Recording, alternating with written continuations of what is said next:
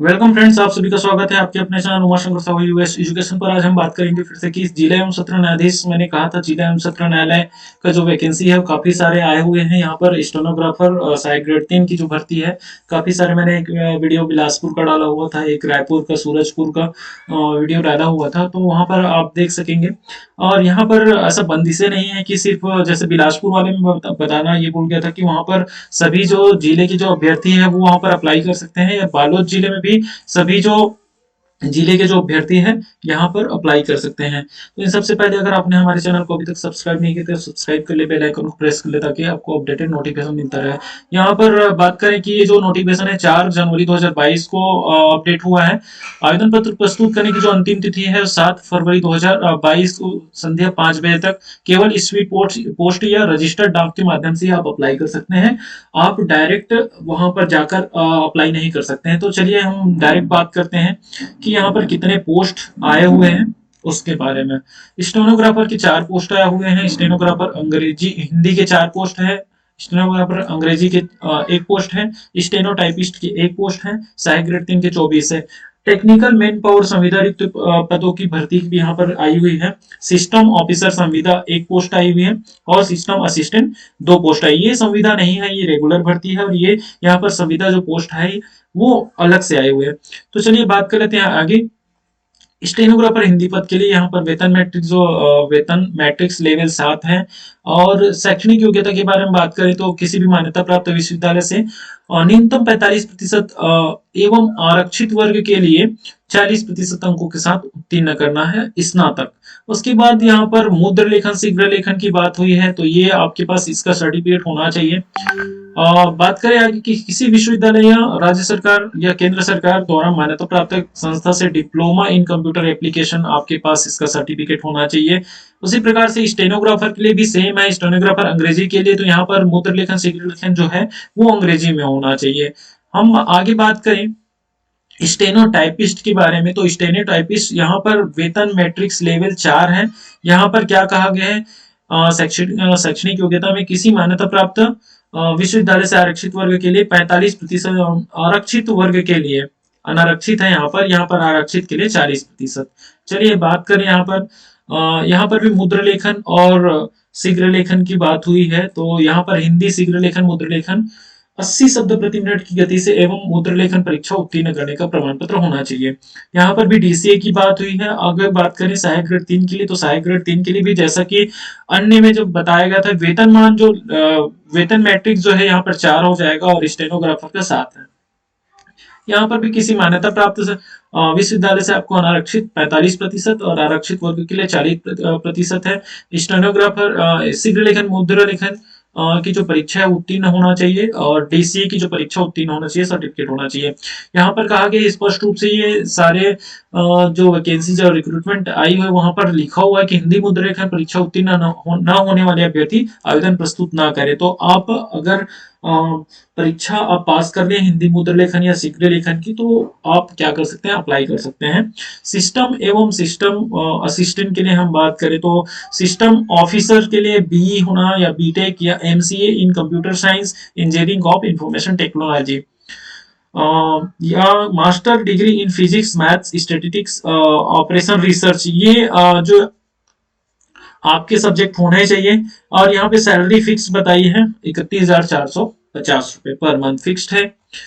और यह भी आपकी जो एमएससी जो है वो फर्स्ट क्लास पास होना चाहिए। यहाँ पर at least 60% mark in aggregate equivalent grade with post graduation diploma computer science application of master degree in computer science information technology with first class or at least 60% mark in aggregate or equivalent grade यहाँ पर बताया गया है। या कहा गया है कि बीएससी कंप्यूटर साइंस आईटी वाले भी इसके लिए अप्लाई कर सकते हैं। BCA BSc in physics, maths, statistics और operation research computer science with either post graduate diploma in computer science computer application from a government recognized university institution with 2 year working experience। System assistant के लिए भी देख सकते हैं government recognised diploma in ITI of equivalent after 10th standard इसकी जो salary fix बताई गई है 18,420 रुपए। आयु सीमा के बारे में बात करें तो यहाँ पर कहा गया है कि उपरोक्त पदों के लिए ऐसे अभ्यर्थी पात्र हो जिनकी आयु 1 जनवरी 2022 को कम से कम 18 होना चाहिए और अधिक से अधिक 30 वर्ष से अधिक ना हो, परंतु छत्तीसगढ़ के जो स्थानीय मूल निवासी है उनको 40 वर्ष, और जब उनको क्या आरक्षित वर्ग का जो लाभ दिया जाए तो 5 वर्ष और दिया गया है, तो ये 45 वर्ष से अधिक नहीं होना चाहिए। छत्तीसगढ़ राज्य के बाहर अन्य राज्य के आवेदकों के लिए अधिकतम आयु सीमा जो है 30 वर्ष है, तो अदर स्टेट वाले भी यहाँ पर अप्लाई कर सकते हैं, उनकी आयु सीमा 30 वर्ष से अधिक नहीं होनी चाहिए। बाकी तो जो सेम है, ये जो नियम आप देख सकते हैं, रोजगार कार्यालय का जीवित पंजीयन होना चाहिए, स्टेनोटाइपिस्ट या सहायक ग्रेड 3 चयनित उम्मीदवार की नियुक्ति 3 वर्षों की परीक्षा अवधि के लिए की जाएगी, और इस परीक्षा अवधि में 70%, 80%, जिसके बारे में हम बिलासपुर वाले में बात किए थे, तो ये स्टाइपेंड के रूप में दिया जाएगा। चयनित उम्मीदवार को बालोद जिले के बाह्य न्यायालयों में नियुक्ति की जा सकेगी। चयनित उम्मीदवारों द्वारा प्रस्तुत शैक्षणिक योग्यता, ये सारी चीजें स्व प्रमाणित आप क्या करेंगे आप जमा करेंगे, और फर्जी पाए जाने पर आपके जो कार्यकाल होता है क्या कर दिया जाएगा, बिना जानकारी के आपको आपकी कार्यकाल समाप्त कर दिए जाएंगे और आप पर कोई कार्रवाई भी हो सकती है, यहाँ पर कहा गया है। चलिए, आवेदन पत्र करने की तिथि के समय समस्त आवश्यक प्रमाण पत्र जीवित वैध होना चाहिए, ये सारी चीजें जिसके बारे में हमने बताया हुआ है। और आगे हम देख लेते हैं कि इसमें और क्या कहा गया है।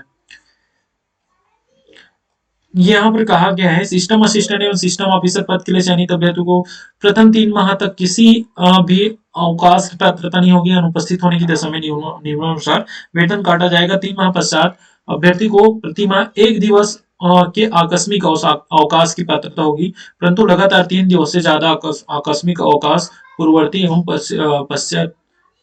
पश्चातवर्ती अवकाश सहित स्वीकार नहीं होगा। शेष बचे आकस्मिक अवकाश हेतु कोई भुगतान नहीं किया जाएगा। भर्ती को किसी उच्च न्यायालय, शासकीय या वैधानिक संस्था अथवा स्थानीय प्राधिकारी द्वारा सेवा से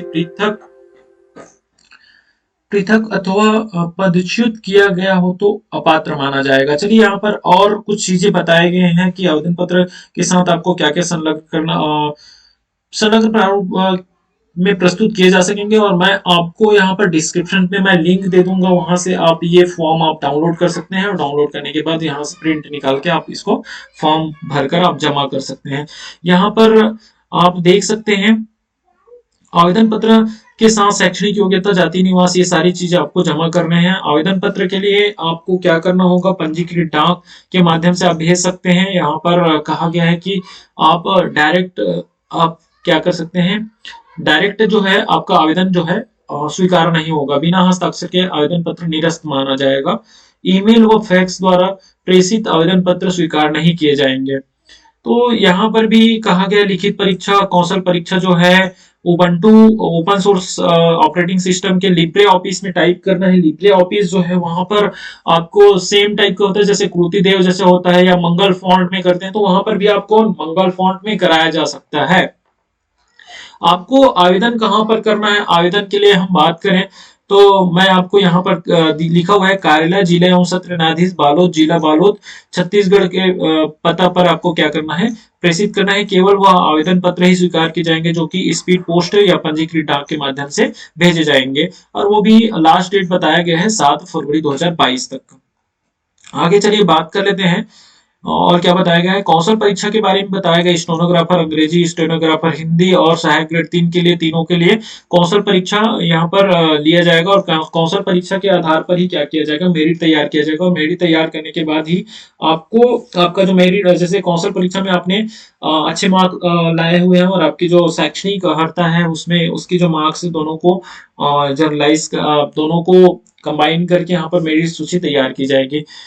सिस्टम ऑफिसर पद के लिए लिखित परीक्षा होगी। सिस्टम ऑफिसर असिस्टेंट संविदा पदों के तकनीकी ज्ञान आधारित 50 वस्तुनिष्ठ प्रश्नों की लिखित परीक्षा आयोजित की जाएगी, जिसमें से प्रत्येक 4 अंक का होगा। इस तरह यह लिखित परीक्षा कुल 200 अंकों की होंगी, और साक्षात्कार होंगे फिर लिखित परीक्षा में प्राप्त अंकों के आधार पर वर्गवार मेरिट सूची तैयार सूची में से एक पद के विरुद्ध 3 गुना अभ्यर्थी को साक्षात्कार हेतु क्या किया जाएगा, आमंत्रित किया जाएगा। और यहाँ पर भी लिखित परीक्षा के लिए हम थोड़ा सा बात कर लेते हैं। लिखित परीक्षा में क्या कहा गया है, लिखित परीक्षा जो है सहायक ग्रेड 3 के लिए कहा गया कि लिखित परीक्षा के अंतर्गत सामान्य हिंदी, अंग्रेजी, सामान्य ज्ञान, ये सारे तार्किक, कंप्यूटर से रिलेटेड आपको प्रश्न पूछे जाएंगे लिखित परीक्षा में, और कौशल भी होंगे। तो यहाँ पर दोनों टाइप के परीक्षा की बात की गई, लिखित एवं कौशल परीक्षा। और क्या कहा गया है, प्रत्येक त्रुटि यहाँ पर यहाँ पर देख लेते हैं कि यहाँ पर माइनस मार्किंग तो नहीं बताया गया, लेकिन यहाँ पर माइनस मार्किंग बताया, प्रत्येक त्रुटि के लिए आधा अंक काटा जाएगा। और यहाँ पर 2 अंक का होगा प्रत्येक प्रश्न, जो है 50 प्रश्न होंगे, जिसमें से प्रत्येक प्रश्न 2 अंक का होगा। इस तरह लिखित परीक्षा कुल 100 अंक की, तो लिखित परीक्षा 100 अंकों की होगी, और मानकर चले कि कौशल परीक्षा 125 अंक का होगा। तो यहाँ पर स्टेनोग्राफर के लिए भी आपको लिखित परीक्षा आयोजित किया जा रहा है, हिंदी और अंग्रेजी दोनों के लिए, और सहायक ग्रेड 3 के लिए भी यहाँ पर लिखित परीक्षा है, और सिस्टम ऑफिसर एवं सिस्टम असिस्टेंट संविदा के लिए भी यहाँ पर लिखित परीक्षा आयोजित किया जा रहा है। तो सारी चीजें यहाँ पर डिटेल्स में आपको बता दी गई है, और कुछ आपको डाउट्स है तो आप हमें कमेंट कर पूछ सकते हैं।